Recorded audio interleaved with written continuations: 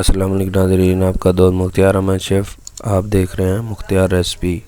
आज आपके साथ शेयर करने वाले हैं चिकन क्लब सैंडविच बारबेक्यू की रेसिपी रेस्टोरेंट स्टाइल में। वीडियो पूरा देखना है, लाइक शेयर और सब्सक्राइब भी करना है। हमने ब्रेड लिया, उसके ऊपर गार्लिक चिली लगाई है, मेयोनीज ऊपर लगाई है। अभी हमने चिकन बारबेक्यू के लिए उसको बारीक बारीक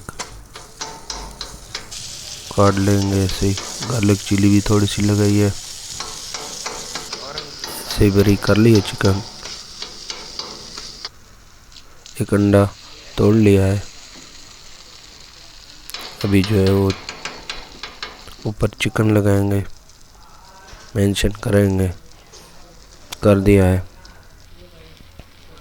ऊपर ब्रेड लगा दिया है, ऊपर मेयोनीज दोबारा लगा दिया है, टमाटर के पीसेस और खीरा, ऊपर अंडा भी लगा दिया है। अभी ऊपर दोबारा ब्रेड बंद कर दिया। अभी इसकी कटिंग करनी है ऐसे। ये हमारा चिकन सैंडविच क्लब बारबेक्यू तैयार हो गया।